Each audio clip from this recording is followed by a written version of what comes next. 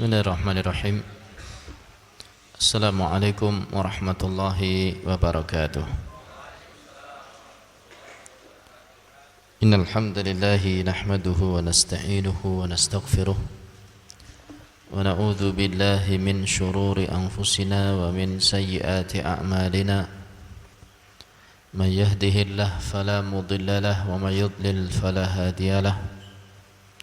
أشهد أن لا إله إلا الله وحده لا شريك له وأشهد أن محمدا عبده ورسوله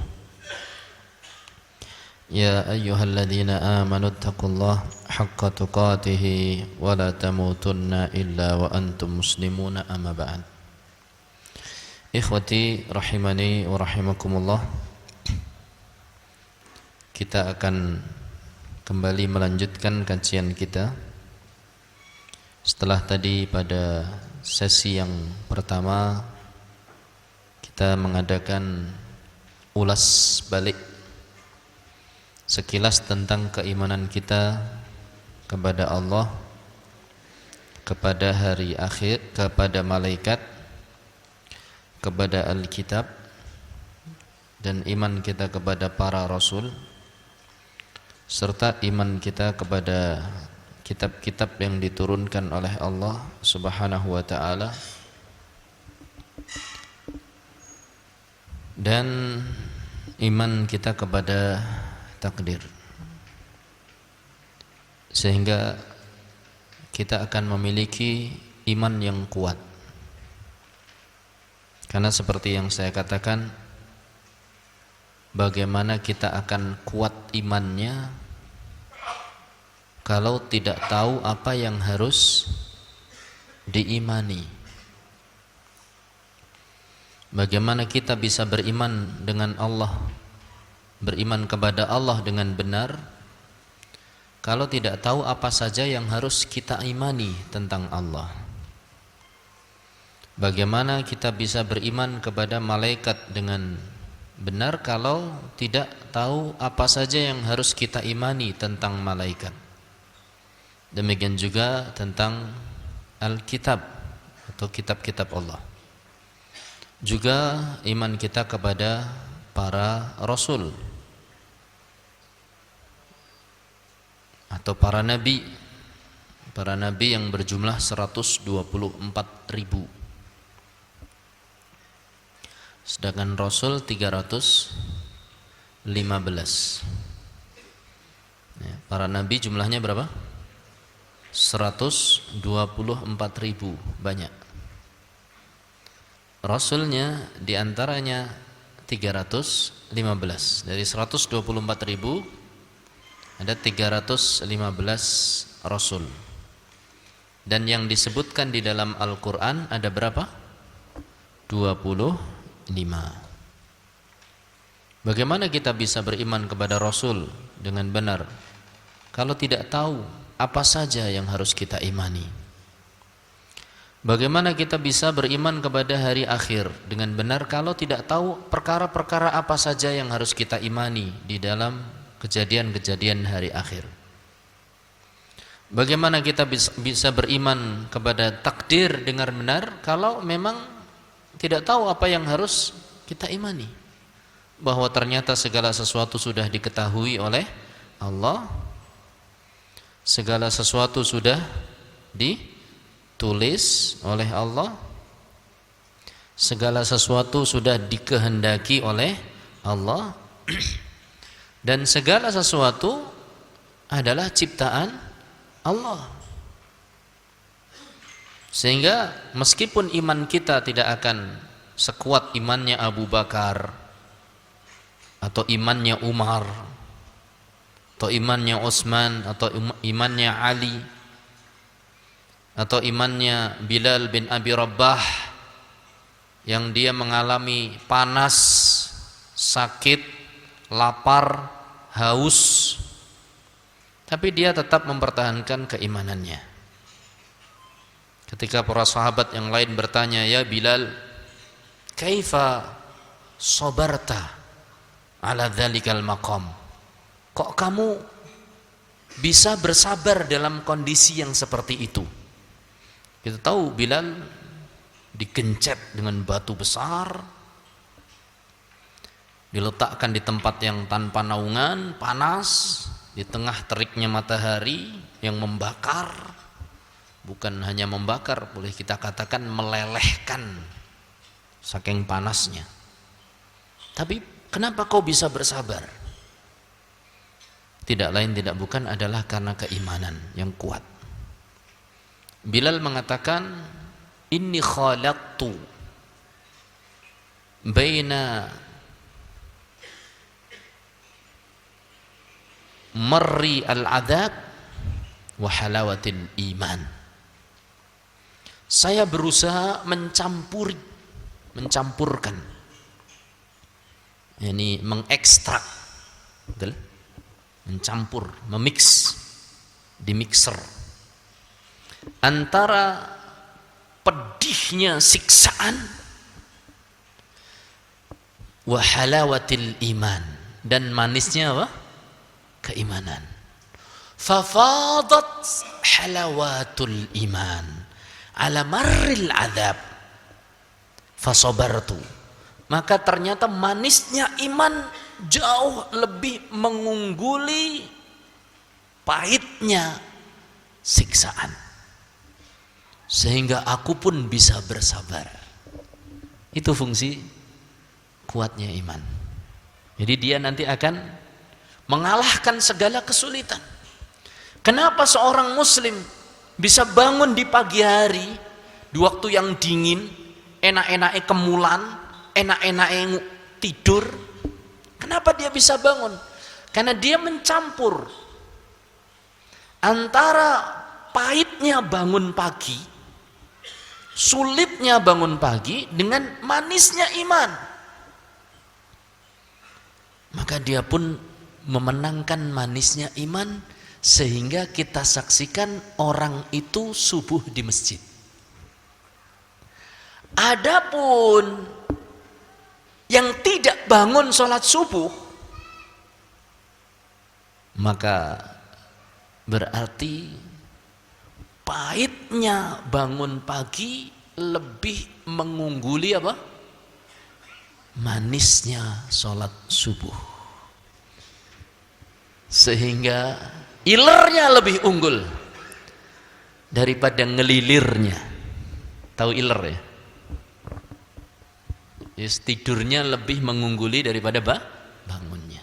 Kenapa seorang muslim bisa menahan lapar, haus, dahaga di siang hari bulan Ramadan, padahal makanan enak tersaji di depannya, perut sudah keroncongan, badan sudah lemes, tenggorokan kering? Karena dia berusaha mencampur antara pahitnya lapar dengan manisnya puasa. Ternyata puasa lebih manis. Maka berbahagialah orang-orang yang bisa melaksanakan perintah Allah, apapun bentuk perintahnya, mengalahkan hawa nafsunya. Dan bahagialah orang-orang yang bisa meninggalkan larangan-larangan Allah, meskipun larangan tersebut nikmat. Berbahagia. Ini berarti manisnya iman sudah masuk ke dalam hati. Ini walaupun iman kita mungkin tidak akan sampai derajat imannya Abu Bakar, imannya Umar, imannya Utsman, imannya Ali bin Abi Thalib radhiyallahu taala anhum, imannya Bilal bin Rabah, tapi paling tidak dengan belajar keimanan kita tahu di mana kita harus menjejakkan kaki dalam melangkah di muka bumi ini. Pada kesempatan sore hari ini kita akan melanjutkan kajian kita mulai dari halaman 51. Insyaallah taala. Nanti kita mulai sedikit demi sedikit akan kita urutkan, insyaallah taala, supaya buku ini terbaca paling tidak secara garis besar atau poin-poinnya. Tapi sebelum kita lanjutkan, kita ingin memberi hadiah kepada yang bisa mengalahkan pahitnya kopi, dikalahkan oleh manisnya mencari ilmu. Siapa yang tadi antre makanan pertama kali itu tidak dapat hadiah karena dia terkalahkan oleh manisnya makanan. Tapi tidak aib, memang sudah saatnya apa? Istirahat. Nah, yang ingin kita beri reward, bahasanya betul ya? Hadiah itu adalah yang datang pertama kali setelah coffee break. Silahkan tunjuk jari.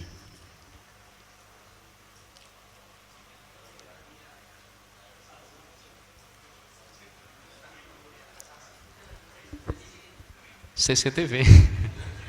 Siapa tadi? Tidak apa-apa, yang merasa silahkan. Kalau tidak salah saya tadi yang pertama. Hah? Ada yang merasa hadiah? Nggak apa-apa, Fadl. Yang merasa ngacung nggak apa-apa. Nggak salah tadi daerah sini loh. Ada. Sini ada tadi. Antum? Nggak apa-apa kalau nggak ada saksi, kan kita memberikan sesuai dengan gini aja. Yang apa? Yang datang sudah ada orang itu kan berarti bukan yang pertama gitu kan. Nah, yang datang ketika kelihatannya belum ada orang nih. Saya qadarullah tadi nggak melihat, nggak memperhatikan maksudnya. Ada? Berarti antum.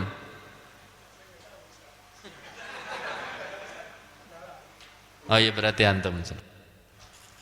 Nah, ya sing ora ngaku ya salah dhewe. Oh, ini hadiah kok, penyemangat saja. Ya, itulah takdir. Sudah ditulis oleh Allah sejak kapan? 50.000 tahun yang lalu. Yang lain ya nggak usah menyesal. Kenapa? Mungkin nanti lain lagi. Kalaupun tidak ya udah takdir. Ya mudah-mudahan Allah memberikan semangat yang lebih kuat lagi, insyaallah taala. Baik, kita mulai akan membahas arkanu al-Islam, rukun Islam. Rukun Islam itu artinya adalah pondasi-pondasi yang paling kuat dalam Islam. Dan kita tahu rukun Islam itu ada berapa? 5. Yang pertama adalah syahadatan, 2 kalimat syahadat, di halaman 51. Kalau kita berbicara 2 kalimat syahadat, yaitu asyhadu an la ilaha illallah wa asyhadu anna muhammadan abduhu wa rasuluh, maka pembicaraan kita tidak akan mungkin lepas dari yang namanya tauhid. Karena syahadatan itu, 2 kalimat syahadat itu adalah tauhid. Terutama tauhidullah, bagaimana seorang itu mentauhidkan Allah, dan bagaimana seorang itu benar-benar menjadikan Nabi SAW satu-satunya tauladan dalam beribadah dan menerapkan tauhid kepada Allah Subhanahu wa taala. Apa itu tauhid? Tauhid itu adalah bagaimana kita mengesahkan Allah. Namanya tauhid. Kita tahu bahwasanya Allah Subhanahu wa taala berfirman dalam surat Adz-Dzariyat ayat 56. Wa ma khalaqtul jinna wal insa illa liya'budun. Tidaklah aku ciptakan jin dan manusia kecuali untuk ya'buduni, untuk beribadah kepadaku. Kata Abdullah ibn Abbas radhiyallahu taala anhu, setiap kata u'bud,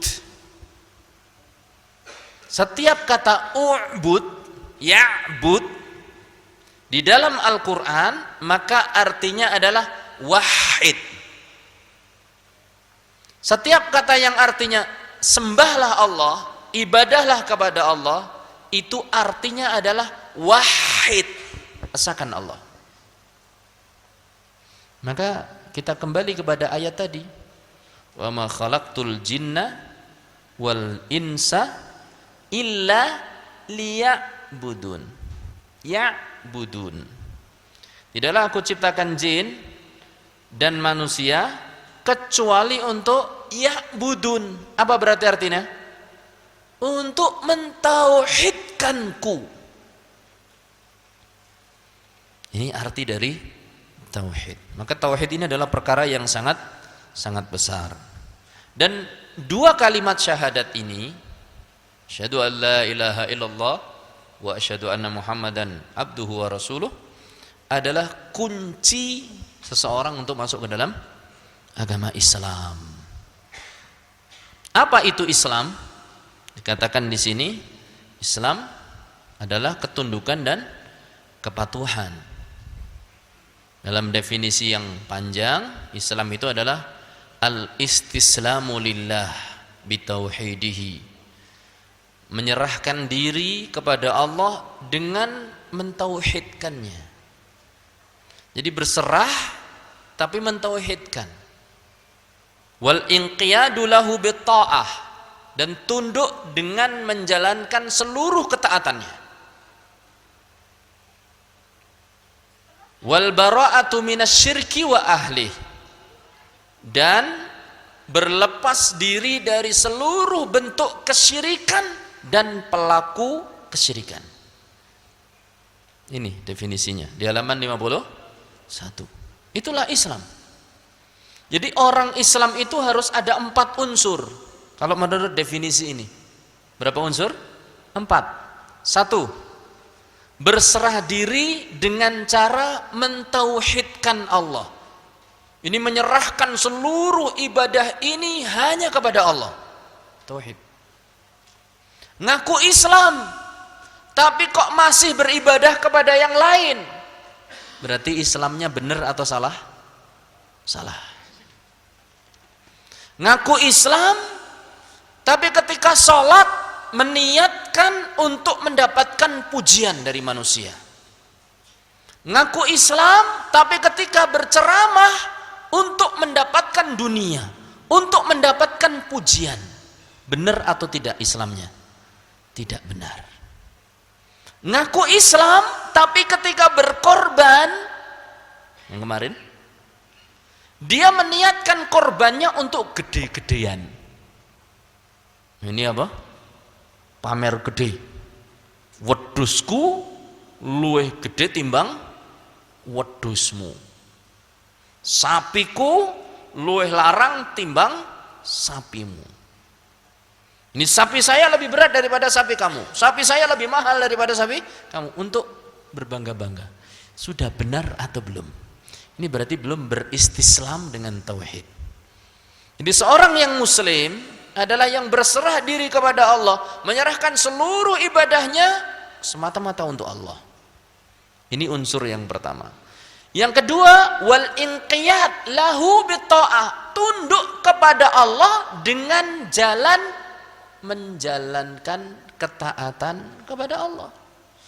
Orang ngaku Islam enggak mau sholat, berarti tunduk kepada Allah enggak? Ya tunduk-tundukan, tapi ternyata enggak mau menjalankan ketaatan. Berarti Islamnya benar atau tidak? Belum benar. Ngaku Islam akan tetapi belum mau menutup auratnya. Tidak taat kepada Allah dalam masalah menutup aurat. Ini untuk kaum siapa? Masalah menutup aurat. Kaum bapak-bapak dan ibu-ibu, bukan kaum wanita dok. Jadi yang diperintahkan menutup aurat itu bukan hanya ibu-ibu dok, bapak-bapak juga. Dan ini sebagian kaum muslimin menyepelekan hal ini. adus bareng gitu. Edaledol itu apa ya? Wis pokoknya yo telanjang bulat gitu bareng-bareng. Innahu yaraka wa yara innaka tarahu wa huwa yaraka. Kamu bisa melihatnya dan dia juga bisa melihatmu. Delok-delokan. Padahal dalam Islam tidak boleh seorang laki-laki melihat auratnya laki-laki yang lain, apalagi wanita. Maka ini kalau orang Islam itu pingin benar keislamannya, taat. Sampai dalam, mohon maaf, dalam hal yang sekecil-kecilnya, pakai sandal, kaki dulu, ya kan? Masuk tangan dulu. Kalau pakai sandal kaki apa dulu? Kanan. Ngelepasnya kiri. Masuk WC kaki kiri dulu. Kemudian di dalam WC berdoa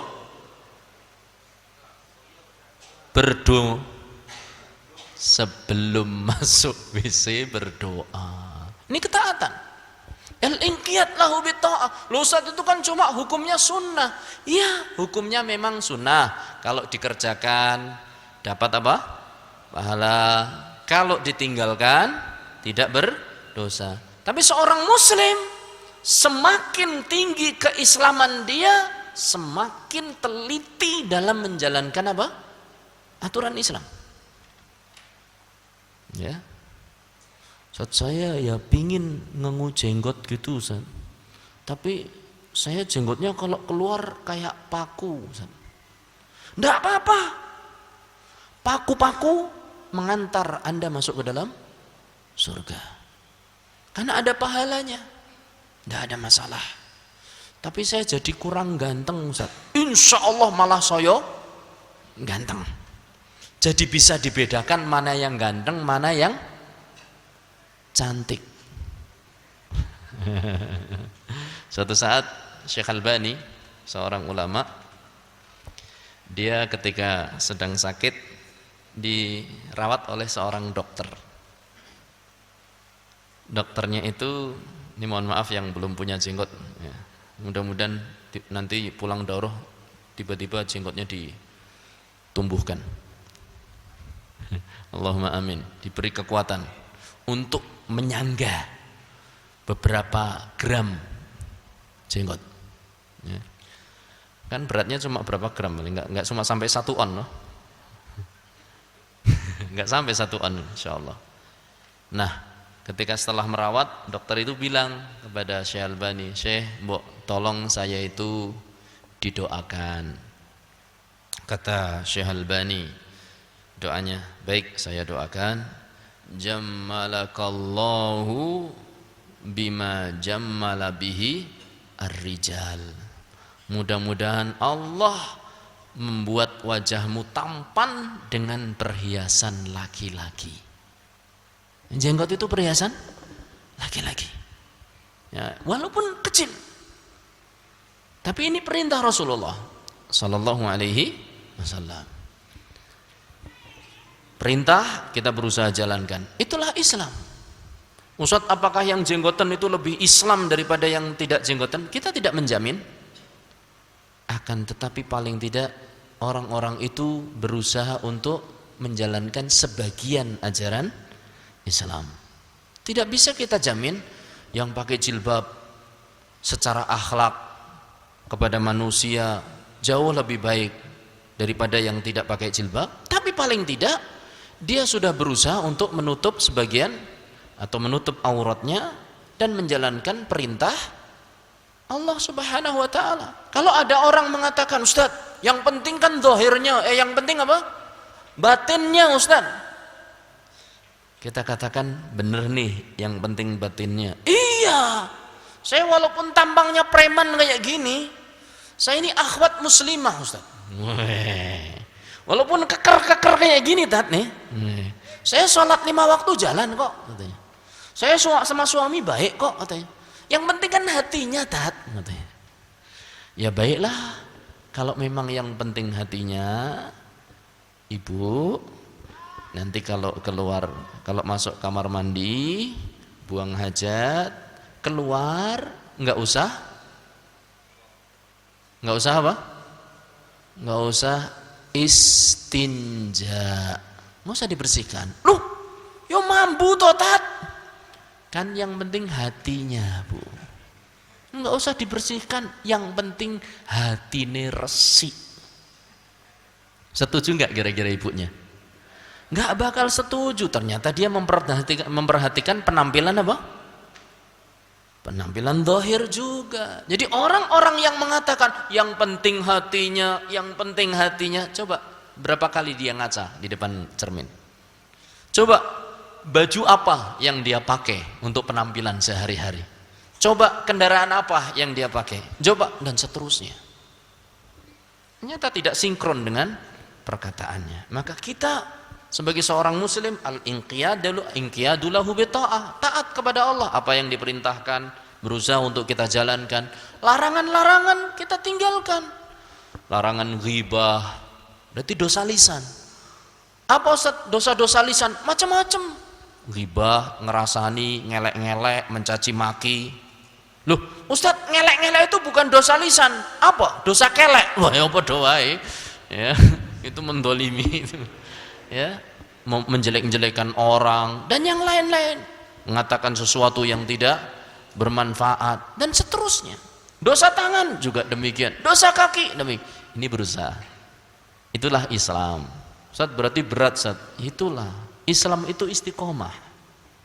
Arti Islam itu adalah istiqomah, dan istiqomah itu berat.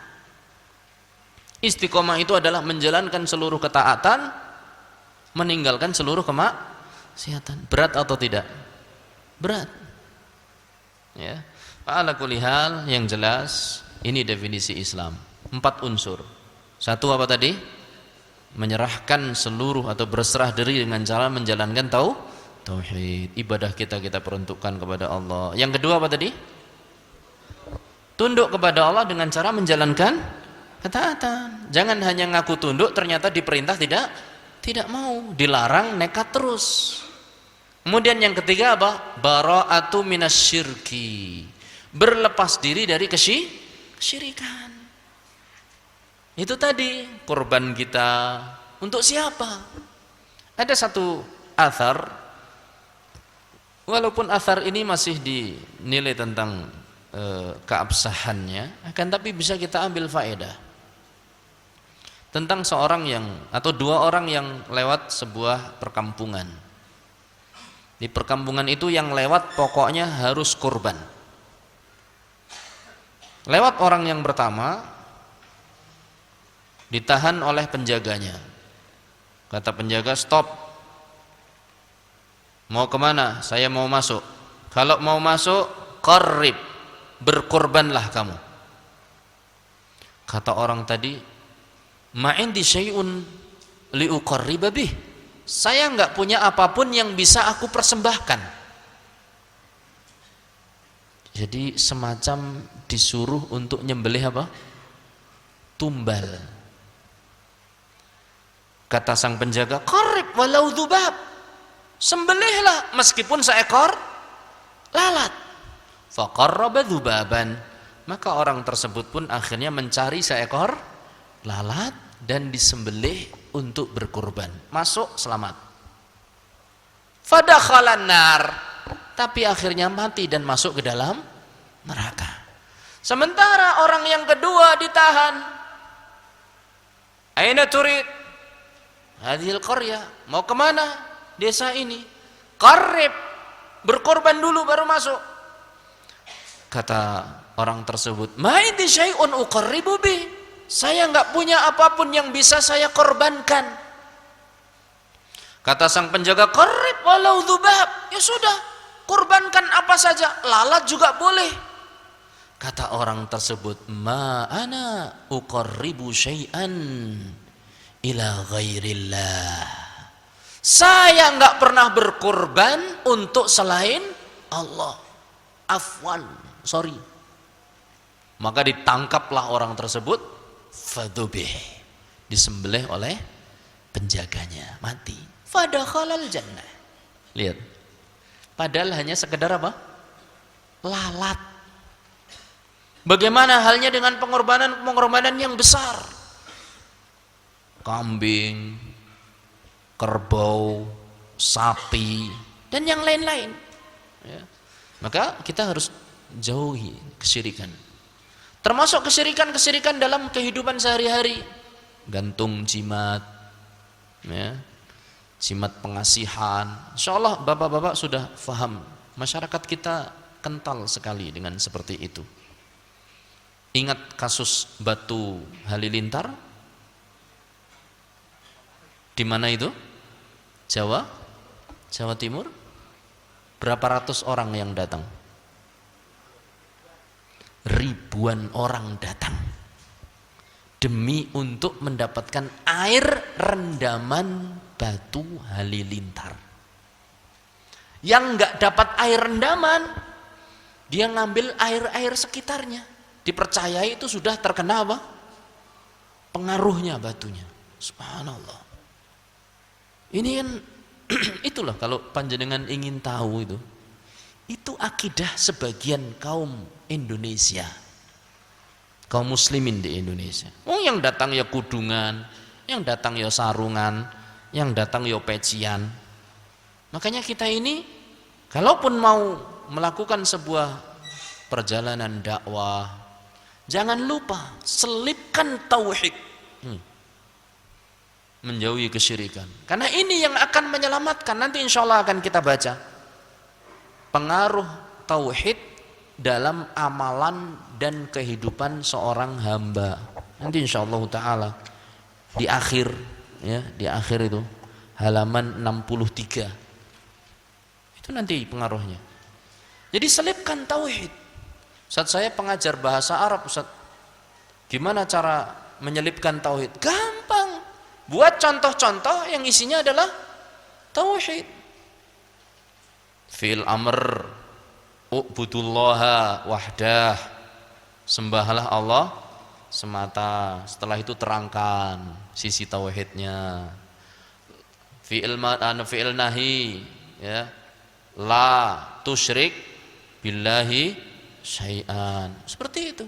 Jangan kau sekutukan Allah dengan sesuatu pun. Demikian seterusnya. Bahkan pengajar-pengajar umum pun kita anjurkan. Kalau di sini ada yang guru, Ustaz, apa kita otak-atik matematika menjadi sebuah tauhid? Enggak. Sebelum mengajar, tanya, siapa yang tadi pagi sholat subuh misalnya. Selipkan agama. Ya. Jadi kita nasihati mereka, sholat subuh jangan sampai lupa, karena itu adalah wujud tauhid kita kepada Allah, dan begitu seterusnya. Guru-guru ini harus, termasuk kita ini, ya, karyawan-karyawan kita juga demikian, dalam memotivasi para bawahan kita selipkan tauhid, kita selipkan tauhid semuanya, pokoknya dalam berkeluarga, demikian seterusnya. Ini yang ketiga, bara'atu minasyirki wa ahlihi, dan juga pelaku kesyirikan. Katanya sudah Islam tapi dempel terus dengan pelaku kesyirikan. Ini berarti ada sesuatu ini. Kita sebagai seorang muslim harus jauh dari kesyirikan dan jauh dari pelaku kesyirikan. Ya.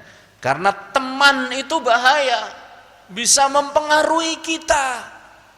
Kata Rasul sallallahu alaihi wasallam, as-sahibu, kata pepatah Arab mengatakan as-sahibu sahib, teman itu bisa mempengaruhi temannya.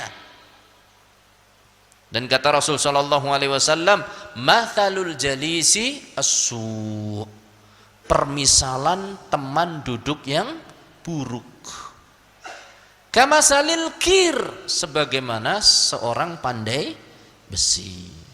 Imma antahriqa thiyabak, terkadang dia bisa membakar bajumu, terkadang takhruju minhu raihatun khabisa, terkadang keluar bau yang busuk, sangit, dan yang lain-lain. Ini teman yang buruk. Maka kita pilih-pilih jangan ahli kesyirikan kita jadikan teman.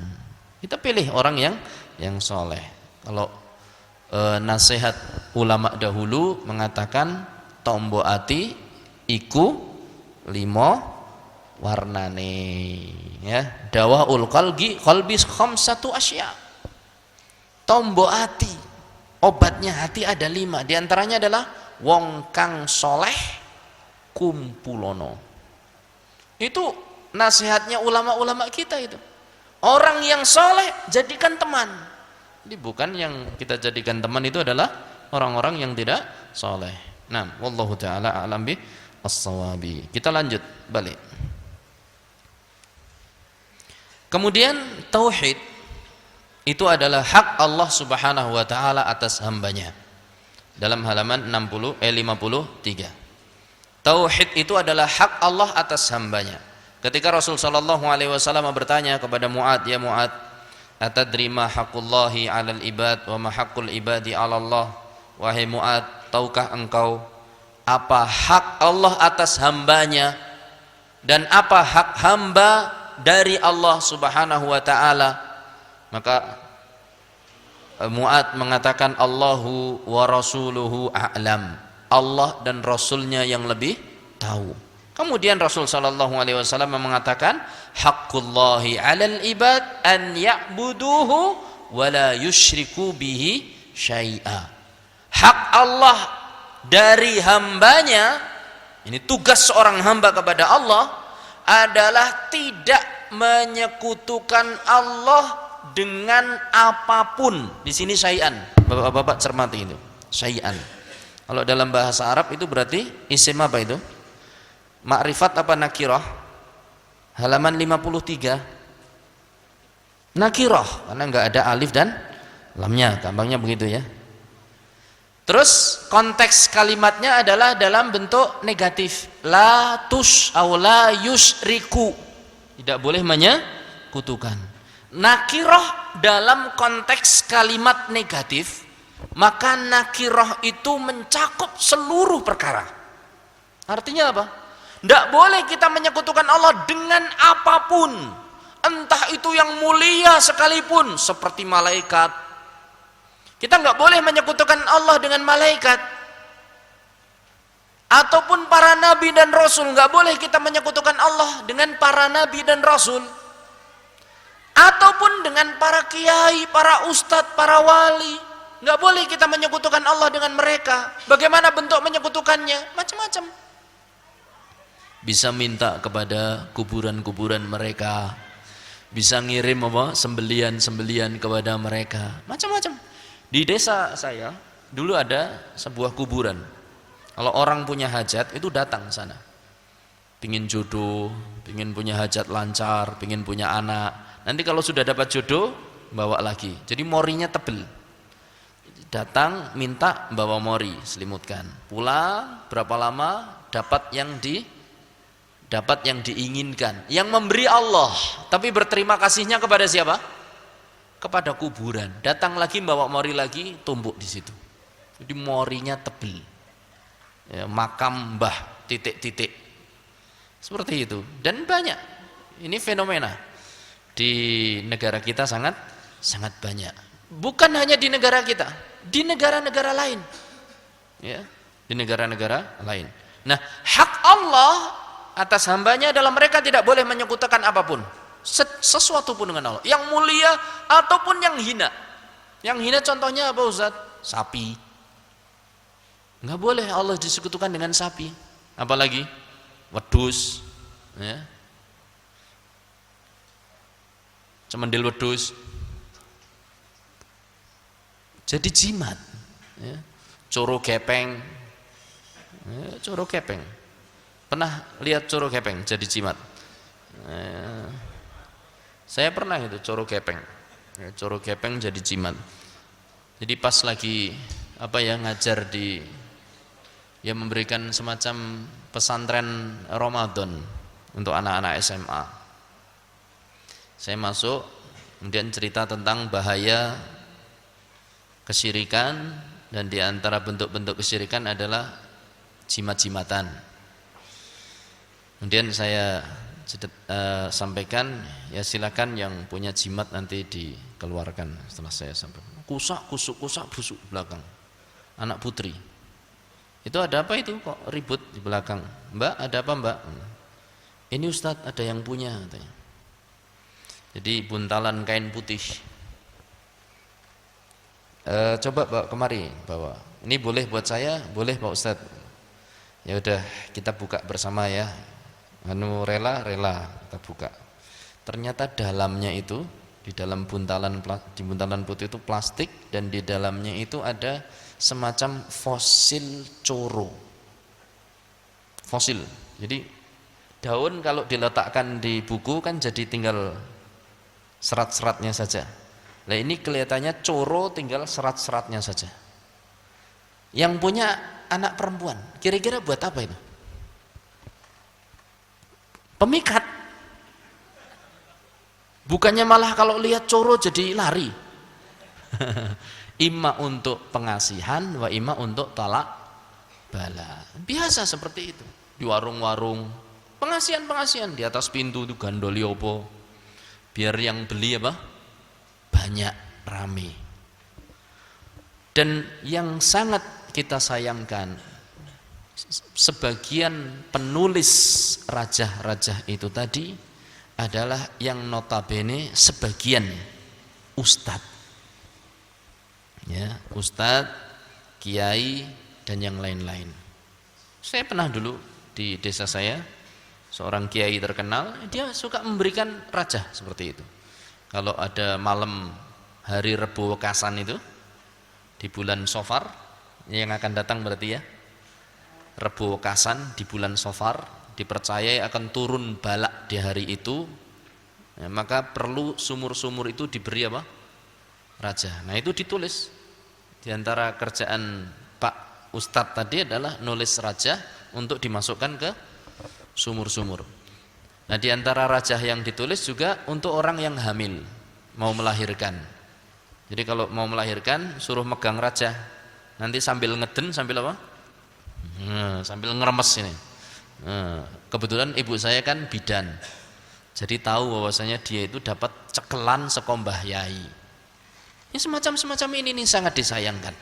Tapi yang patut disyukuri, yang setelah tadi disayangkan, patut disyukuri kiai-kiai yang menulis rajah penglarisan, pengasihan, tolak bala dan yang lain-lain, tidak pernah saya saksikan sekalipun menulis pengasihan, penglarisan untuk masjidnya. Itu yang patut kita apa? Syukuri. Tidak pernah nulis penglarisan untuk masjid. Biar apa?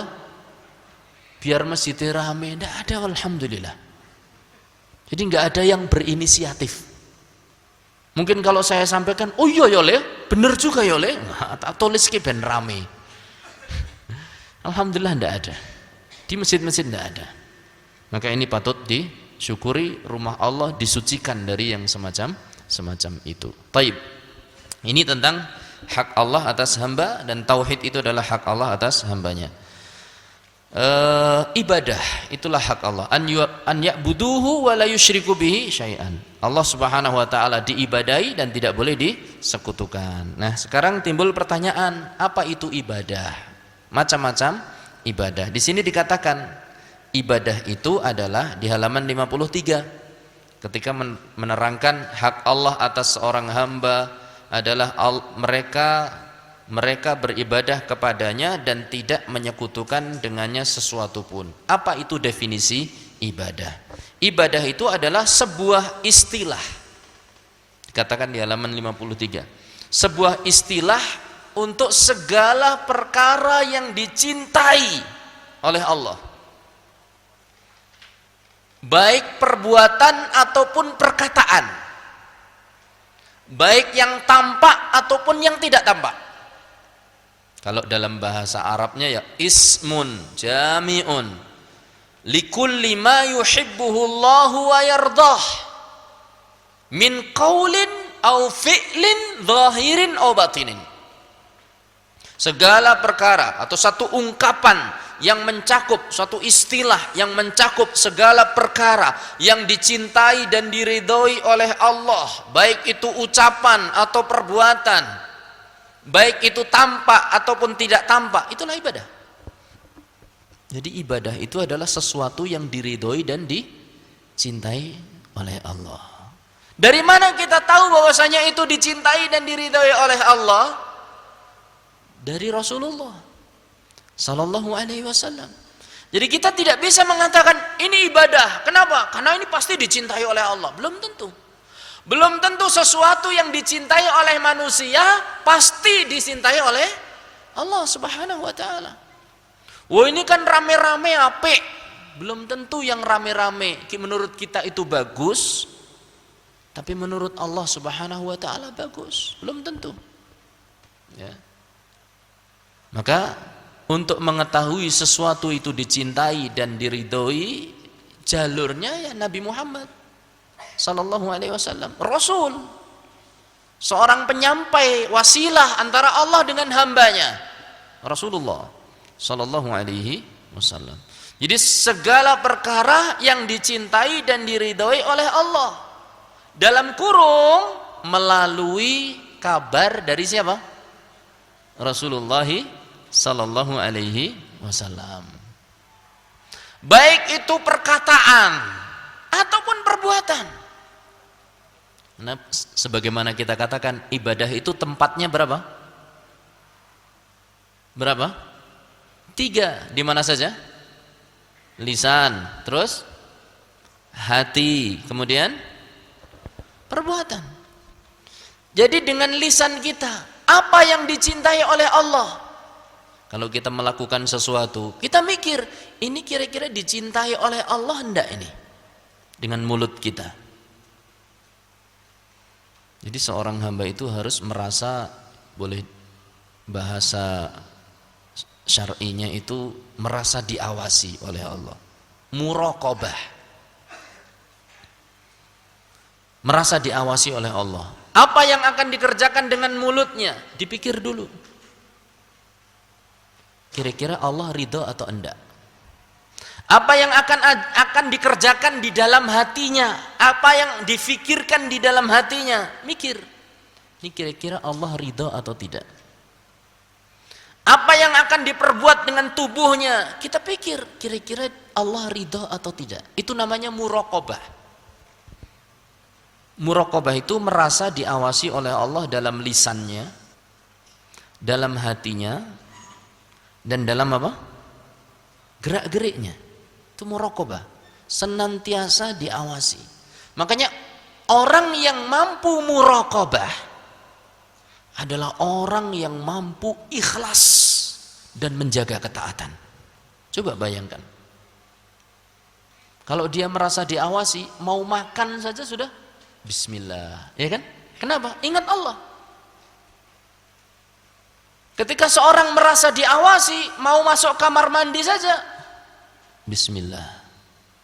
Allahumma inni a'udzubika minal khubuthi wal khaba'ith.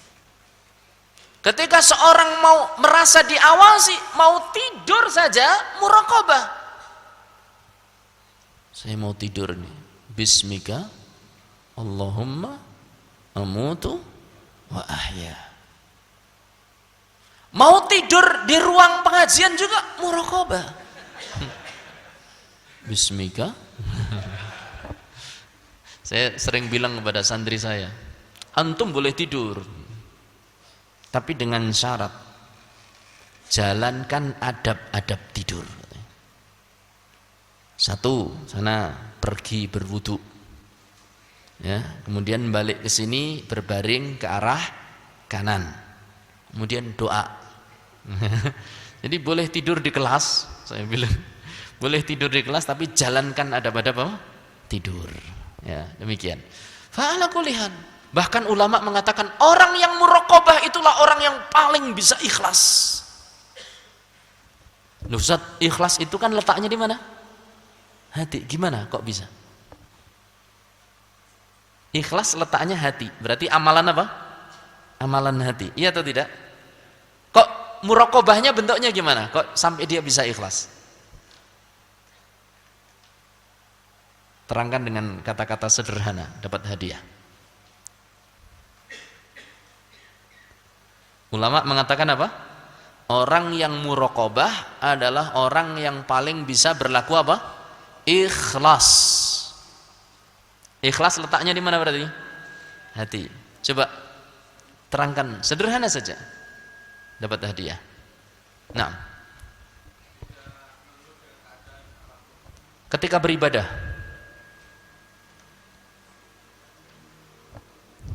belakangnya,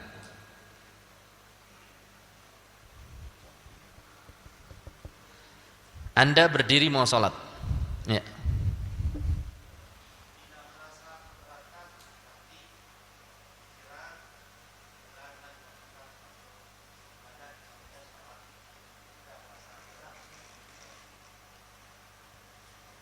Ada yang lain?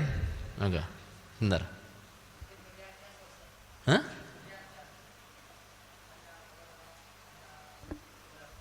Anda berdiri sholat, ya kan? Kemudian gimana? Dalam hati Anda? Wah, ini datang calon mertua istri kedua, ya kan? Sudah nikah, Pak? Misal ada seorang pemuda, ya kan? Barakallahu fiik. Jadi dalam menjaga niatnya, Pak, dalam menjaga niat paling ikhlas. Kenapa? Ketika niat itu mau menceng, aduh, ada calon mertua nih, atau ada atasan nih, atau ada anak saya, ya. Seorang bapak biasanya sholatnya bagus karena ada apa? Anaknya, ya kan? Anak emelu mosok rapi sholatnya kan gitu, ya. Ini niatnya berarti sudah apa? Ketika mau menceng niatnya, dia langsung ingat, astagfirullah, Allah kan tahu niatku. Lurus lagi, nah, saya harus niat tetap karena Allah.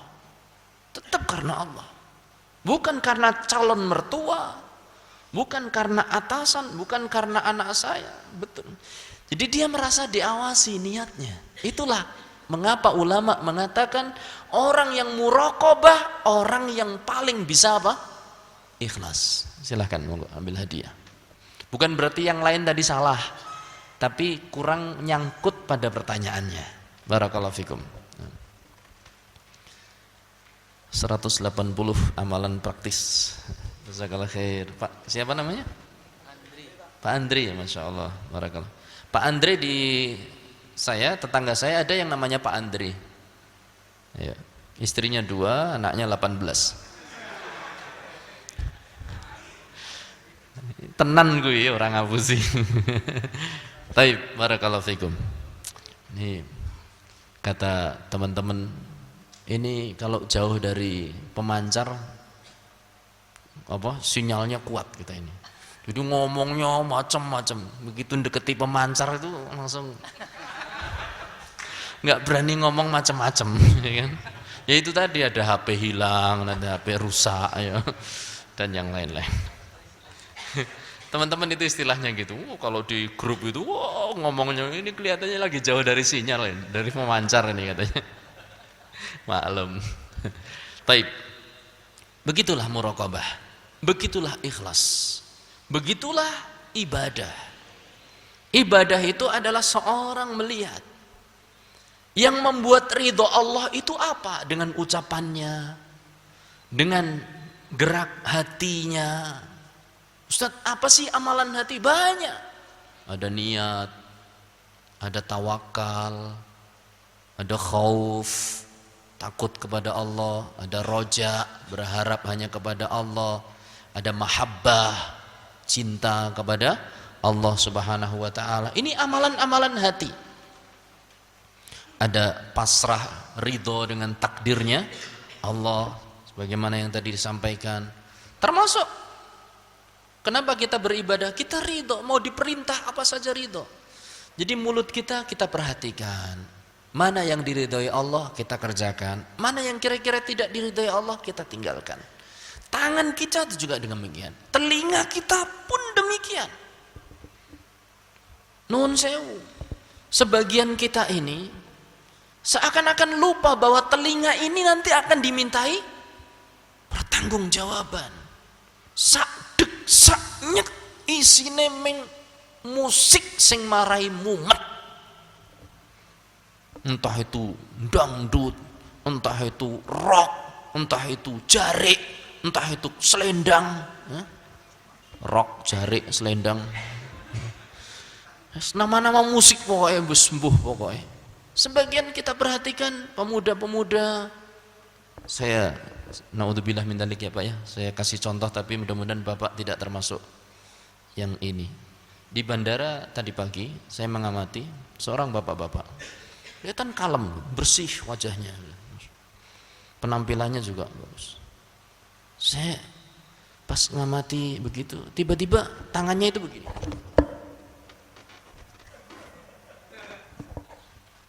terus diem lagi, terus gini-gini lagi. Kira-kira apa Pak yang terbayang di benak dia? Ngedram. Hidup cuma, bukan cuma hidup untuk mikir drum. Apa di sana belum ada atau tidak ada amalan yang lebih dia butuhkan untuk menghadap Allah? Naudzubillah min dzalik. Padahal ya usianya sudah tidak muda lagi. Bersih memang orangnya, tapi ya itu tadi, subhanallah, gerakannya itu gerakan drum. Makanya kalau kita tinggal mikir, itu gerakan tangan kayak gitu diridhoi Allah enggak kira-kira? Ustadz kok niru? Ya untuk gambarkan pada panjenengan. Jadi dia diem gitu, tiba-tiba tangannya gerak lagi, masya Allah. Naudzubillah min dzalik. Apa tidak takut kita ini nanti ketika sakaratul maut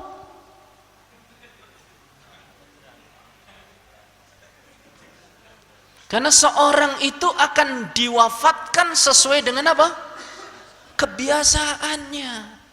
Al-Imam Ibnul Qayyim berapa banyak menyebutkan contoh-contoh akhir kesudahan manusia. Ada yang ketika ditalkin la ilaha illallah 100 200, la ilaha illallah 100 200, yani 100 rupiah jadi 200 rupiah. Kira-kira apa nih kebiasaannya? Juga ngerente, riba. Ini kan bahaya ini. Hatinya sudah dipenuhi oleh riba. Naudzubillah min dzalik. Ada yang ketika ditalkin, kata Al-Imam Ibnul Qayyim, keluarnya malah apa? Rantata, rantata, rantata. Nyanyi. Ini kan ngeri sekali ini. Naudzubillah min dzalik. Mudah-mudahan Allah mengampuni dosa-dosa kita. Memberikan kita hidayah di atas sunnah, di atas Islam, menjalankan ibadah dengan baik, istiqomah, dan mendapatkan husnul khatimah. Allahumma amin. Ada di antara mereka ditalkin. Kalau ini kisah masa kini, mungkin saya pernah ceritakan di masa pertemuan kita yang pertama tentang kisah seorang pemuda. 2 orang pemuda saya kisahkan. Yang satu hidup di negara barat. Dia terpaksa opname di sebuah rumah sakit. Dan kebetulan di rumah sakit itu ada seorang dokter muslim. Kebetulan dalam arti ini sudah ditakdirkan oleh Allah. Cuma pakai bahasa kita saja. Jadi terkadang nggak ada yang terjadi secara kebetulan. Iya, ini secara bahasa saja. Bertepatan maksudnya. Semuanya sudah ditakdirkan oleh Allah. Kebetulan di rumah sakit itu ada seorang dokter muslim. Biasa dokter itu ketika akan meriksa dia ngontrol, dia periksa dulu daftar nama pasien. Pas saat itu terpautlah matanya ke nama Muhammad. Seorang pasien di rumah sakit negara orang kafir, negara barat, ada yang namanya apa? Muhammad. Wah, ini muslim. Maka dia pun dahulukan si muslim ini. Nah, dokternya dokter muslim. Datang ke rumahnya Muhammad, ternyata dilihat si Muhammad itu seorang pemuda yang sudah mendekati sakaratul maut. Kok tahu Ustaz? Ya mungkin dokter melihat gejala-gejala yang mungkin kita tidak tahu, tapi kalau sampai dokter mengatakan ini tinggal 1 bulan lagi, itu dihindari sebaiknya. Karena pasien butuh motivasi. Katakan saja, Pak, Bu, berobat. Jangan lupa banyak zikir. Dalam hati, mbok mati. Itu, jadi dokter itu harus apa? Motivator. Jangan dokter, Pak, Bu, berobat. Ini enggak usah ngoyo-ngoyo, ketok arep mati di mana. Jangan. Dokter itu harus motivator, ya. Berobat. Pokoknya berobat. Berobat itu kalau niatnya karena Allah dapat pahala dan ngumpulkan pahala menjelang mati kayak jenengan ini. Ini podo wae ya. Ya. Jadi harus motivasi, karena ada kejadian seorang dokter, ini ibu sebulan lagi mati. Marah itu. Yang cerita Ustadz Muhammad Arifin Badri, seorang ibu. Di vonis sebulan lagi, marah. Enak saja, memang kamu yang punya nyawa. Akan kita lihat siapa yang mati terlebih dahulu. Akhirnya dia pulang di rumah berdoa habis-habisan. Berdoa habis-habisan. Sebulan kemudian penyakitnya sembuh. Dia mampir ke rumah sakit itu sengaja datang untuk mencari dokter yang dulu bilang bahwasanya saya sembuh. Apa yang terjadi? Dokternya meninggal. Makanya hati-hatilah. Kalau jenengan profesinya apa? Dokter. Ada yang dokter sini. Kematian itu pasti. Keluarga suruh siap-siap. Karena apa? Terkadang orang itu sudah tahu ini dekat kematian dari tanda-tandanya, tapi masih ribut sana, ribut sini, ribut sana, ribut sini, sehingga lupa untuk mentalkin, lupa untuk membimbingnya dengan kebaikan, begitu. Motivator dokter itu. Jangan bikin lemes. Kayak kisah seorang dokter. Nanti saya kembali ke kisah yang tadi meninggal. Ini juga kisahnya dengan meninggal, tapi makanya kalau jadi dokter, kalau guyon itu jangan kebangetan. Ya, apalagi dengan orang yang punya penyakit jantung. Jangan guyon sembarangan. Jadi teman saya seorang ustadz punya tetangga. Tetangganya itu seneng guyon. Dia punya sakit jantung. Opname di rumah sakit. Dah opname sembuh alhamdulillah, udah saatnya pulang ke rumah. Nah, kontrol terakhir dokternya qadarullah ya lucu. Seneng guyon. Ngobrol antara mereka berdua, cocok, lucu ketemu lucu. Kata dokternya, "Bapak rumahnya mana?" "Oh, saya rumahnya Imogiri, Pak." "Oh iya. Lah kalau Pak dokter rumahnya mana?" "Saya rumahnya 3, Pak." "Oh iya toh, di mana saja Pak dokter?" Kata pasiennya. "1, rumah yang saya tempati sama istri sama keluarga." "Oh iya. Terus yang kedua Pak dokter?" "Ya yang kedua rumah saya ini, rumah sakit. Ya, ini rumah saya." "Oh, lah yang ketiga Pak dokter?" "Yang ketiga itu kuburan Pak." Begitu dengar kuburan, orang itu langsung pegang dada, melotot, kemudian meninggal. Nek guyon iki ya guyon. Nek hati-hati dengan orang yang punya sakit apa? Jantung. Apalagi kalau kita lihat terkadang sekilas guyon-guyon yang apa itu? Prang-preng itu. Iya kan? Prank apa itu? Perang apa prank itu? Kalau saya naik bis kadang ada acara wopo gue keprang. Itu ngawur, itu acara ngawur. Mendolimi orang dan bisa membikin mati. Kita kembali kepada seorang pemuda yang bernama siapa? Muhammad. Datang dia ke rumah itu, ke rumah sakit. Ternyata si Muhammad ini kelihatannya sudah mulai apa? Sakarat. Maka segera dia telepon ibunya. "Tolong perawat, teleponkan ibunya. Ini anak sudah sakaratul maut." Gitu. Ini antara dokter dengan perawat. Dia telepon ibunya, dihubungkan pakai bahasa Inggris. Ya, "Ibu, mohon maaf, anak ibu kondisinya sangat kritis.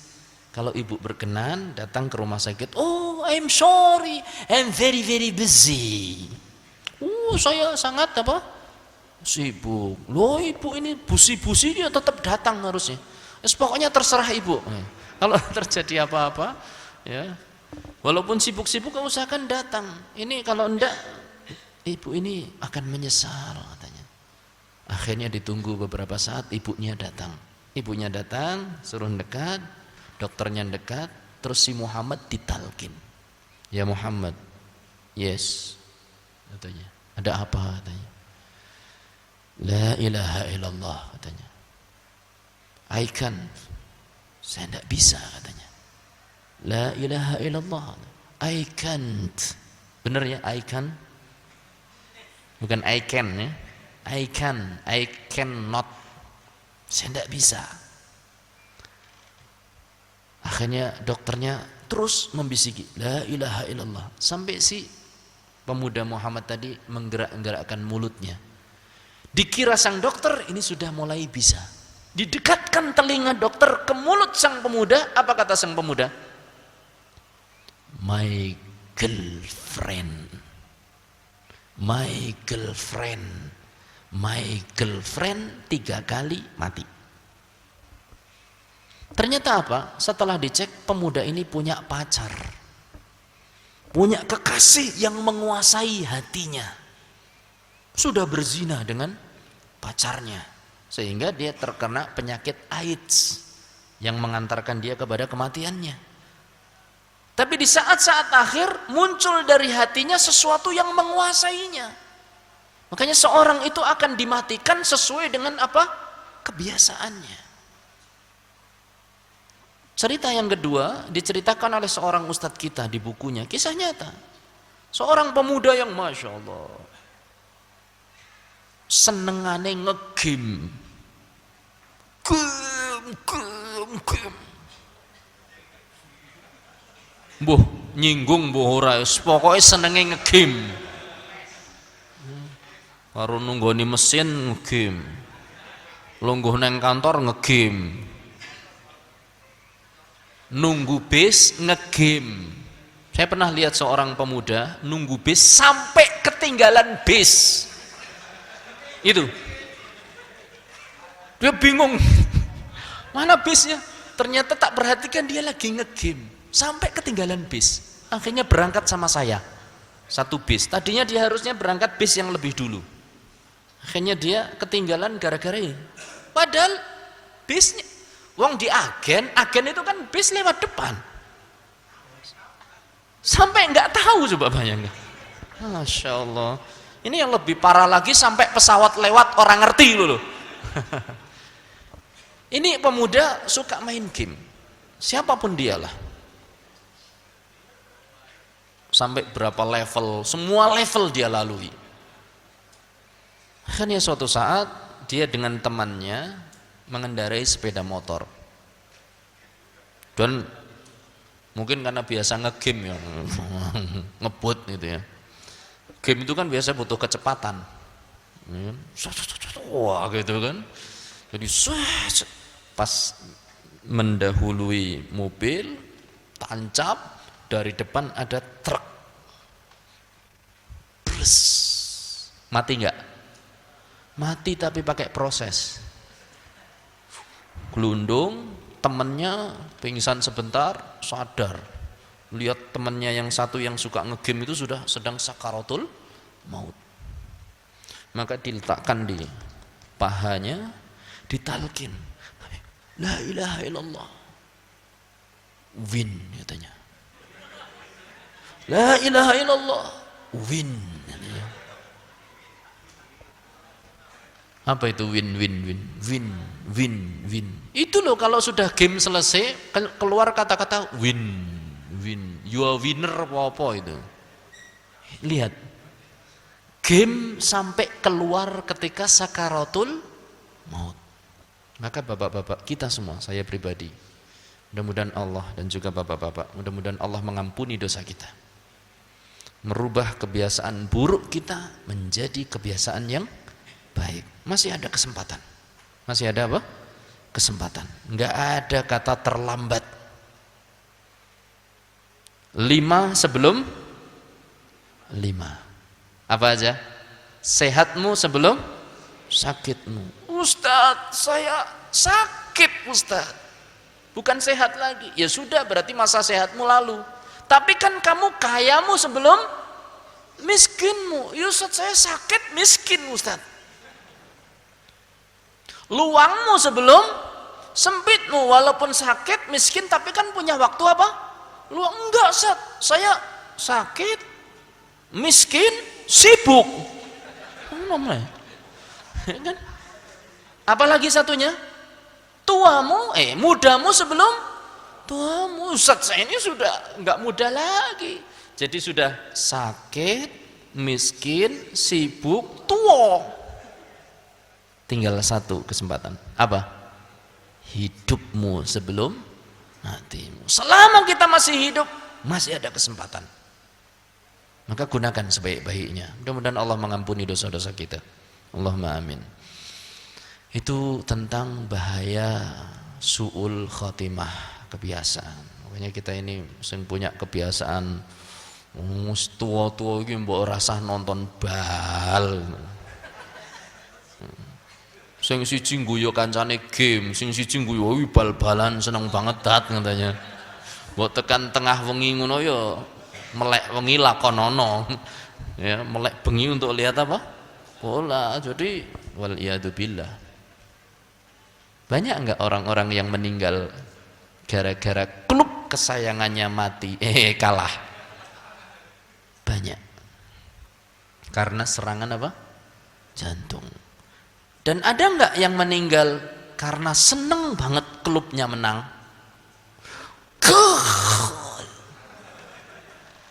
Naudzubillah min dzalik. Sakaratul maut ditalkin la ilaha illallah.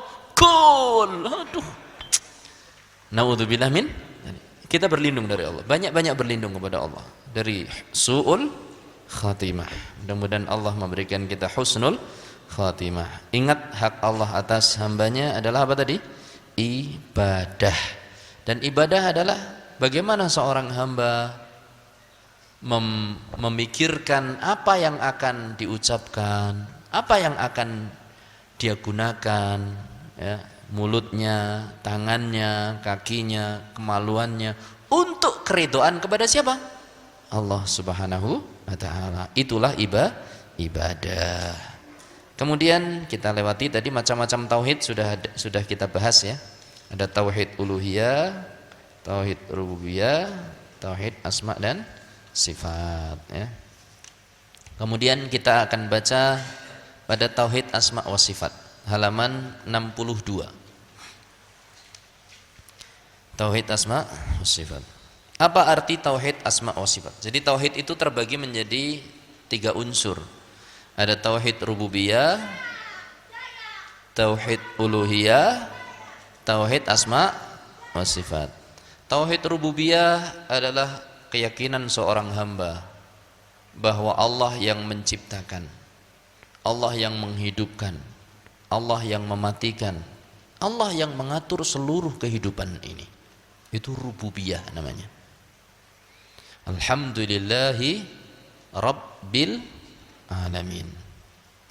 Kemudian tauhid uluhiyah adalah bagaimana seorang hamba meniatkan seluruh ibadahnya hanya kepada Allah. Itu uluhiyah.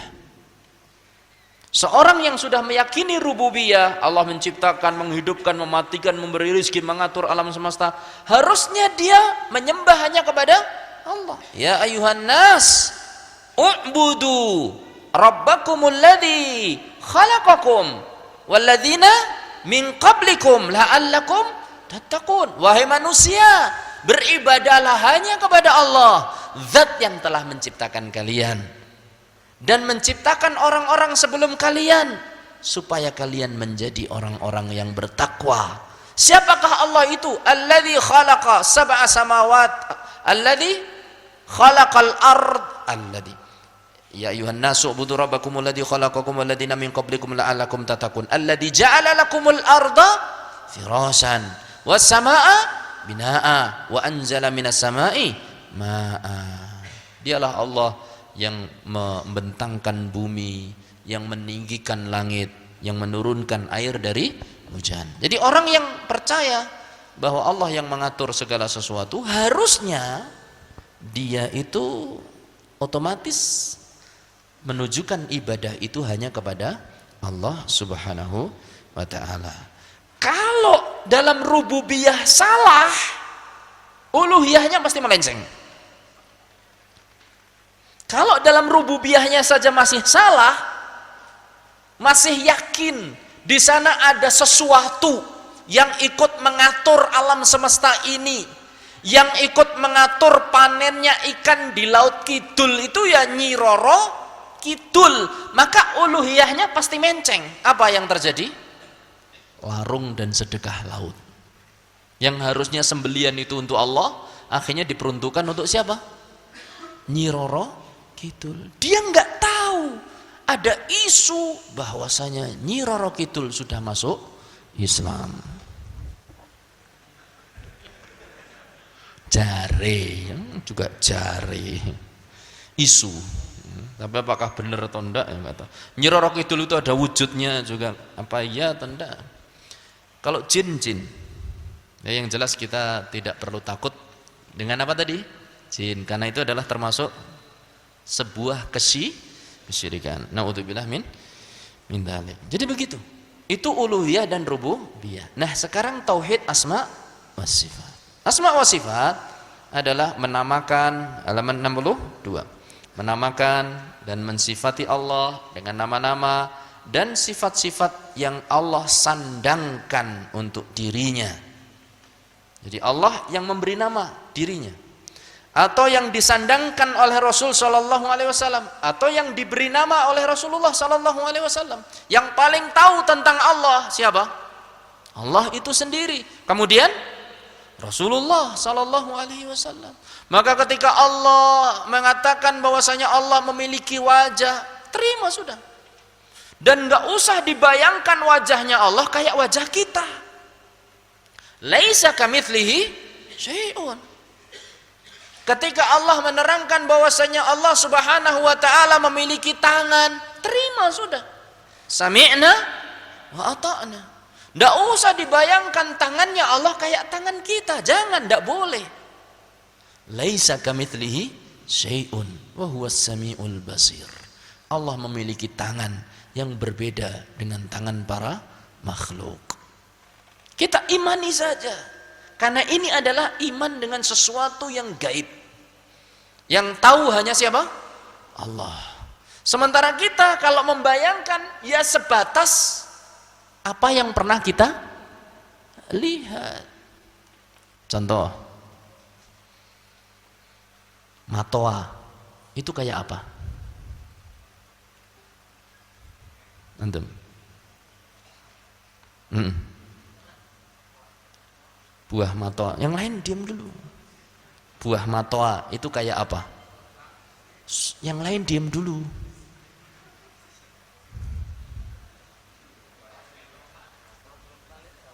Belum pernah lihat? Ada bandingannya enggak? Matoa. Sebentar. Enggak apa-apa. Tahu enggak ada bandingannya matoa? Yang mirip-mirip dengan buah matoa. Ada enggak? Sebentar yang lain. Apel. Nah, kan? Betul ini. Jawaban betul. Beliau, saya tanya tentang matoa, enggak tahu karena belum pernah lihat.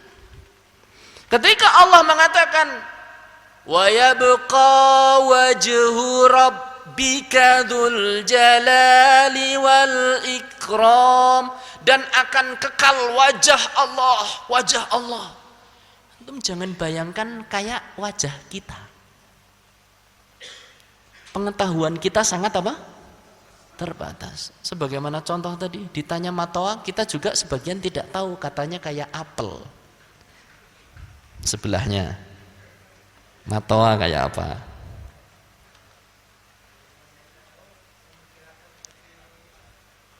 Nah, matoa itu kayak kelengkeng. Karena kita taunya matoa itu ya kayak kelengkeng, padahal lain matoa, lain kelengkeng. Iya, betul.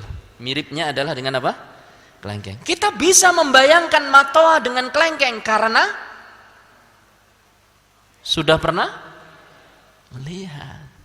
Kalau belum pernah melihat, tidak bisa kita bayangkan. Kleru apel nanti. Ini satu contoh aja, ya kan?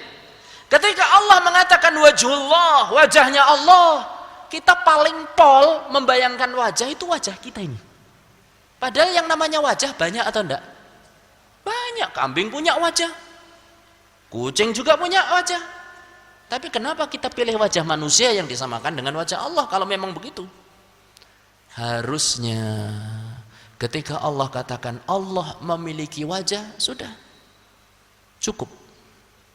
Tentu beda dengan wajah kita. Nah, kalau kita bayangkan kita belum pernah melihat, salah nanti. Begitu? Makanya seorang muslim menyikapi tauhid asma wa sifat, dikatakan di sini jenis tauhid ini harus dicermati dan difahami baik-baik. Halaman 63 atas, baris ketiga. Halaman 63 kanan atas, baris ketiga dari atas. Paragraf kedua. Sudah ketemu? Jenis tauhid ini harus dicermati dan difahami baik-baik, karena orang dari berbagai kelompok yang mengklaim ilmu pun banyak yang tergelincir di dalamnya. Ada yang menafikan dari Allah sifat-sifatnya yang dia sandangkan bagi dirinya dengan klaim menafikan penyerupaan dengan makhluk.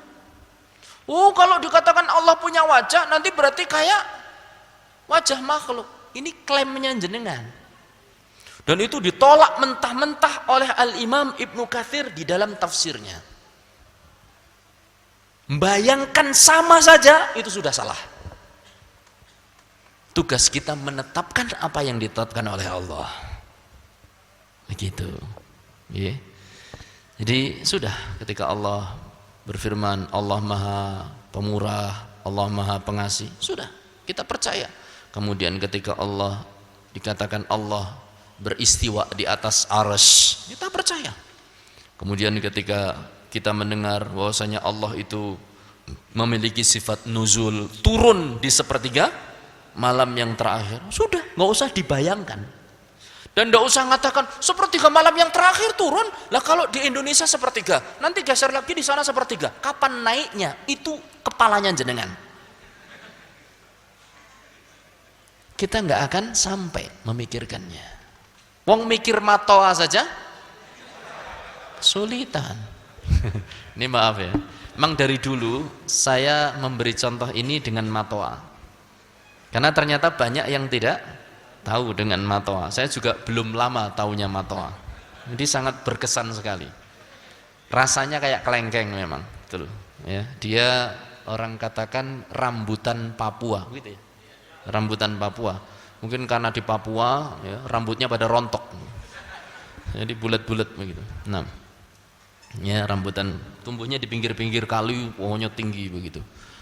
Wallahu taala a'lam bi as-shawabi. Nah, itulah bagaimana sikap kita terhadap sifat-sifat Allah Subhanahu wa taala. Sebagian orang mengatakan kalau memang Allah memiliki wajah, berarti nanti sama dengan kita juga punya wajah. Kalau begitu nafikan sifat wajah dari Allah supaya tidak sama dengan kita, ya kan?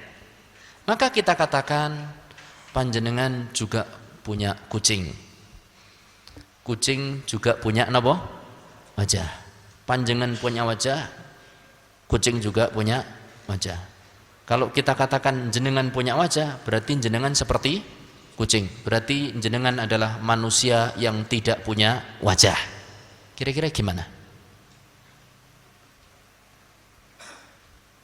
Terima nggak kita? Nggak terima, karena jelas-jelas kita punya wajah. Walaupun kucing juga punya wajah, tapi wajah kita berbeda dengan wajah kucing. Mana yang lebih ditakuti tikus? Wajah kucing, ya kan? Jadi begitu beda antara wajah makhluk saja beda, apalagi makhluk dengan Al-Khaliq. Itu salah satu cara beriman dalam masalah apa? Asma was sifat. Kita terima apa yang difirmankan oleh Allah. Saya sering contohkan, ketika ada seorang menolak sifat-sifat yang diterangkan oleh Allah. Allah punya ini, Allah punya ini, Allah nuzul, Allah istiwa. Allah murka, Allah ridho, itu ditolak sifat-sifat itu. Maka saya katakan itu mirip seperti seorang tuan rumah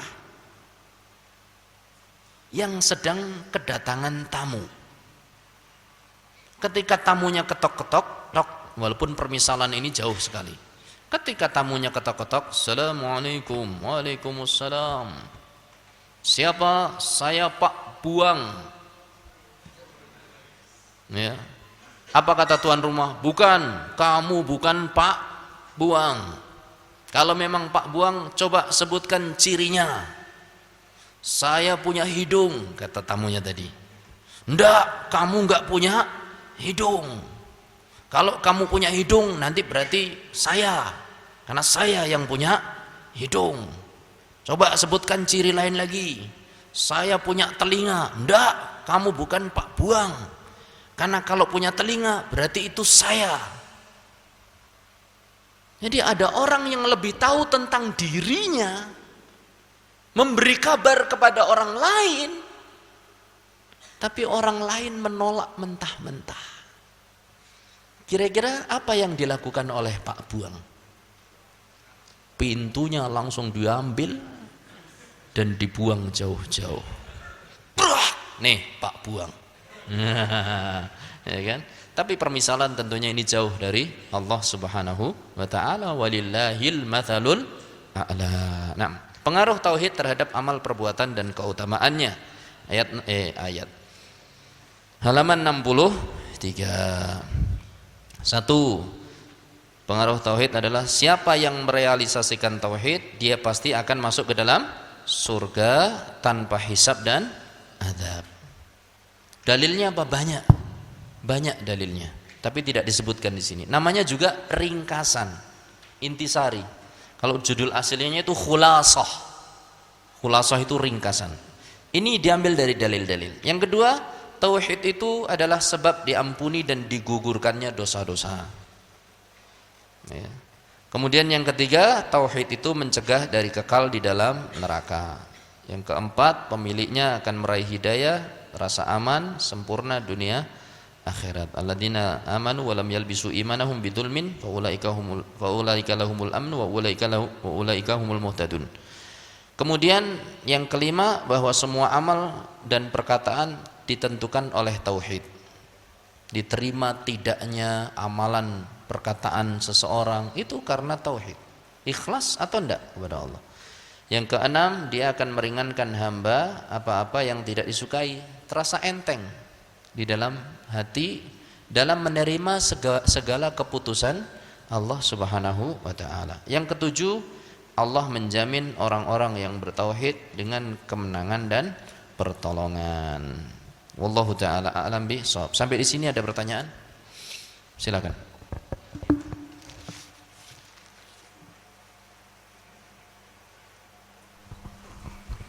Assalamualaikum warahmatullahi wabarakatuh. Waalaikumsalam warahmatullahi wabarakatuh. Ini berkenaan dengan tauhid, Ustadz. Kan kita tahu kalau dengan jin itu merupakan kesyirikan ya Ustadz ya. Takut dengan jin itu merupakan kesyirikan. Kalau kita takut dengan binatang buas atau melata seperti itu, apakah itu kesyirikan atau hal lain gitu Ustadz? Ya. Jadi khauf ada yang namanya khauf sir. Khauf sir, khauf kepada sesuatu yang tidak kelihatan selain Allah. Ini tidak boleh ini. Kayak takut kepada jin, takut kepada lembut, tidak boleh. Ya, setan dan yang lain-lain, tidak boleh. Ini termasuk takut yang termasuk kesyirikan. Ada juga namanya khauf tabi'i. Takut yang sewajarnya. Sewajarnya orang kalau lihat harimau takut, ada anjing galak takut, ada istri galak ya rotok takut ya.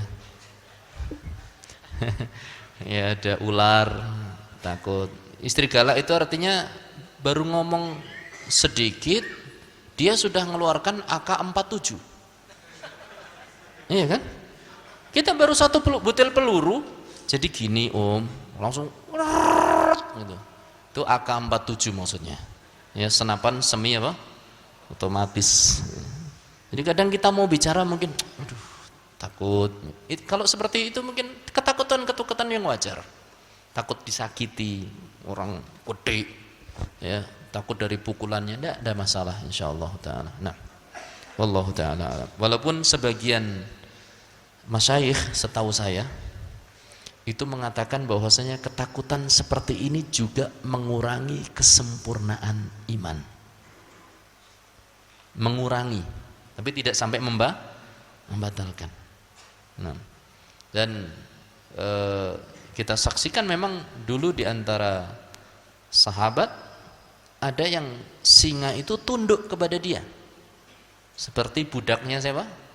Abu Bakar, Safinah. Singa itu justru menunjukkan jalan bagi dia. Ya, jadi kayak nggak ada perasaan takut dengan hewan-hewan buas semacam itu. Wallahu taala a'lam bi as-shawab. Nah.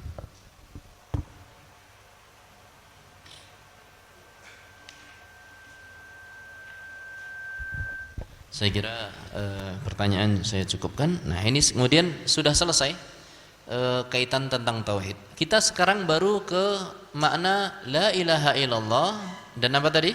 Muhammadun Rasulullah. Nah, di halaman berapa?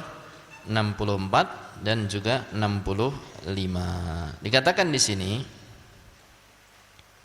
makna la ilaha illallah adalah tidak ada yang berhak disembah kecuali Allah.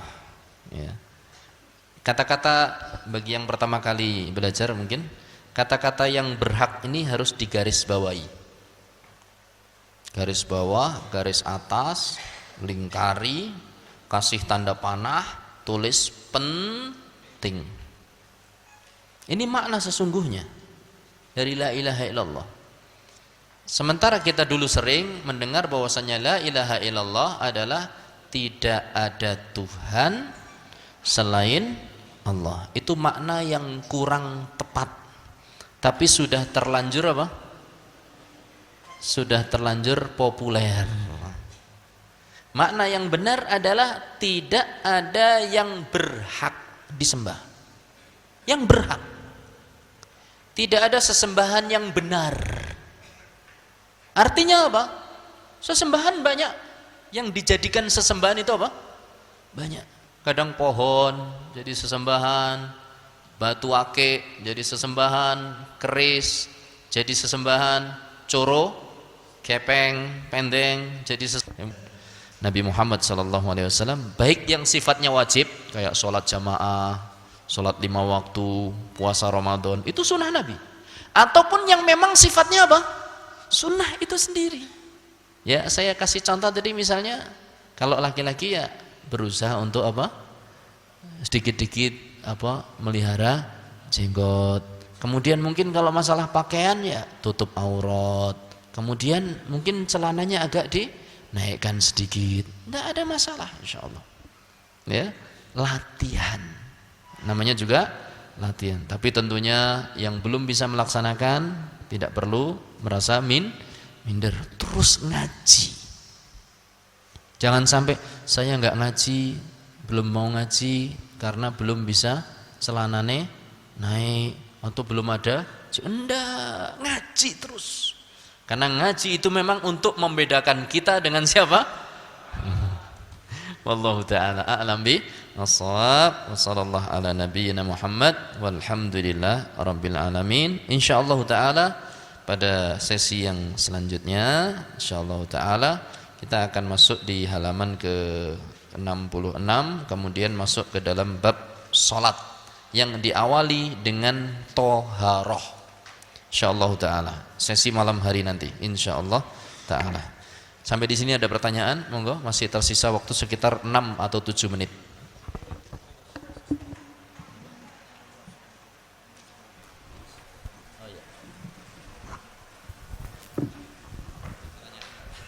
Assalamualaikum warahmatullahi wabarakatuh.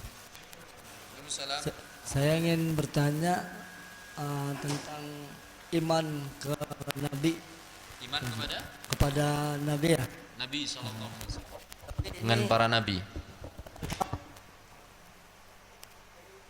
Ada amalan yang dilakukan Rasulullah SAW Nabi Muhammad ya. Tapi amalan tersebut pernah diamalkan oleh Rasul sebelumnya Pak Ustaz. Semisal doa apa gimana yang Insyaallah. Jangan diperpanjang pertanyaannya. Nanti saya sulit menjawabnya. Ini aja saya sudah bingung. Alhamdulillah. Terima kasih Pak Ustaz. Nggih, barakallahu fiik. Alhamdulillah antum tadi mencontohkan misal doa gitu ya. Langsung saya ingat, iya. Apakah ada amalan yang dikerjakan oleh Nabi sallallahu alaihi wasallam juga dikerjakan oleh para nabi sebelumnya? Misal doa, ada.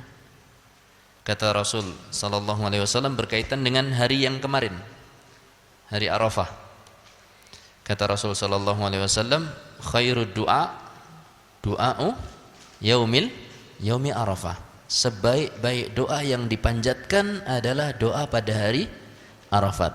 Wa khairu, kata beliau, atau kama qala sallallahu alaihi wasallam, wa khairu ma qultu wan nabiyyuna min qabli, dan sebaik-baik yang aku ucapkan pada hari itu dan juga diucapkan oleh nabi-nabi sebelumku adalah ucapan la ilaha illallah wahdahu la syarikalah lahul mulku wa lahul hamdu wa huwa ala kulli syai'in qadir. Ini berarti amalan yang sama. Para nabi dulu juga melaksanakan, nabi kita Nabi Muhammad sallallahu alaihi wasallam juga melaksanakan. Salat demikian. Salat dilakukan oleh para anbiya. Ya, sebagaimana juga dilakukan oleh nabi kita Nabi Muhammad sallallahu alaihi wasallam. Buktinya apa? Maryam ketika diperintah oleh Allah, warka'i ma'ar raki'in, rukuklah kamu bersama dengan orang-orang yang rukuk. Ini menunjukkan bahwasanya salat saat itu ada rukuknya, ada sujudnya, dan juga ada puasa. Nabi sallallahu alaihi wasallam diperintahkan puasa, umat sebelumnya pun diperintahkan puasa. Demikian sedekah, jihad demikian juga. Wallahu taala a'lam bi as-shawab. Saya kira cukup pertanyaan dan jawabannya. Pertanyaan dari saya. Ini ada dua hadiah. Pertanyaan dari saya. Sebutkan 4 unsur makna dari Muhammadun Rasulullah. Nah, terakhir kita sebut tadi hadiyatun. Nah, Syekh. Ya. Apa? Bukan. Iman kepada Rasulullah, Muhammadun Rasulullah. Saya belum selesai tadi bacanya. Yang tadi berkata Imam Muhammad bin Abdul Wahhab berkata bahwasanya na'am. Ada yang tahu? Baik.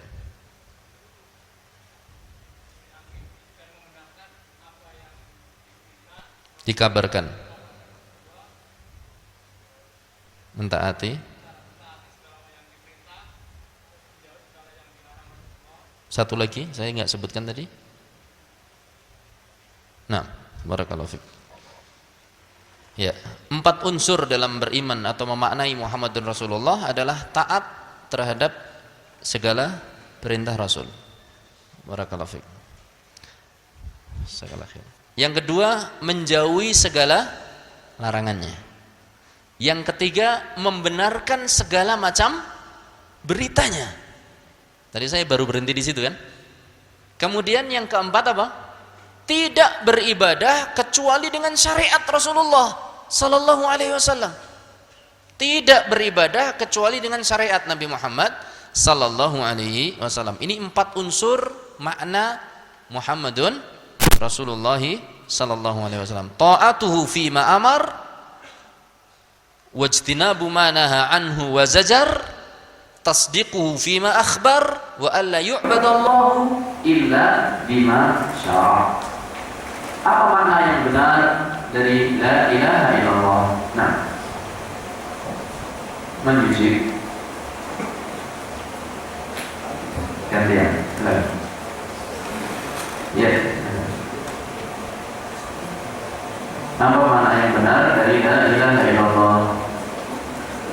tidak ada sesembahan yang berhak disembah selain Allah. Ya. Apa pendapat orang-orang sufi dalam masalah hal-hal yang disembah selain Allah? Sufi yang berlebihan, yang melampaui batas. Apa kata mereka? Segala semua yang ada di alam ini itu berhak disembah. Bukan berhak disembah. Adalah wujud sesembahan. Wujud Allah. Wujud Allah. La wujuda illa illallah. Tidak ada wujud kecuali hanya Allah. Jadi kalau mereka nyembah batu, menurut mereka salah apa enggak? Hah? Benar. Menurut mereka benar.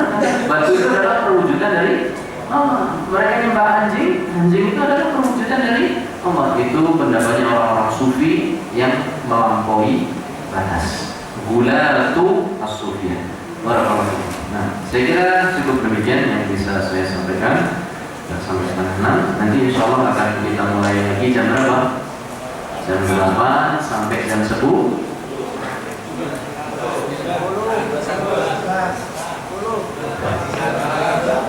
Siapa yang siap sampai jam 10? Siap sampai jam 10? Saya sampai jam 9. Demikian mudah-mudahan bermanfaat bagi saya pribadi dan juga rekan-rekan sekalian. Wassalamualaikum warahmatullahi wabarakatuh. Mohon maaf atas segala perkataan yang barangkali menyinggung. Itulah kondisi sebuah nasihat, itulah kondisi sebuah ceramah terkadang menyinggung perasaan kita. Tapi mudah-mudahan singgungan itu adalah obat bagi diri saya dan juga diri rekan-rekan sekalian. Demikian sallallahu alaihi wa sallam. Walhamdulillahirabbil alamin. Subhanallah.